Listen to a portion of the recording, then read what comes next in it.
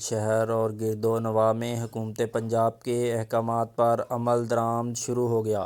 5 بجتے ہی پیر مال شہر میں حکومت پنجاب کی ہدایات پر ایس ایچ او چودھری فریاد چیمہ، چوکی انچارج امداد اسلم، چیف آفیسر انوار احمد اپنے عملہ کے ہمراہ عمل درآمد شروع کروا دیا۔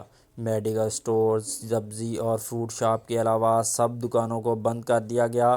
نئے نوٹیفکیشن کے مطابق بیکری اور دودھ دہی کی دکانیں بھی بند کر دی گئیں، جس کی وجہ سے شہریوں کو شدید مشکلات کا سامنا کرنا پڑا۔ پولیس نے حکومتی احکامات پر گشت شروع کر دیا۔ ایس ایچ او چودھری فریاد چیمہ نے کہا کہ لاک ڈاؤن کی نئی ہدایات پر عمل درآمد شروع کر دیا گیا ہے۔ خلاف ورزی کرنے والوں کے خلاف قانونی کارروائی کی جائے گی۔ کرونا وائرس سے بچاؤ کے لیے حکومت پنجاب نے دکانوں کو صبح 9 بجے سے شام 5 بجے تک کھولنے کی اجازت دی ہے۔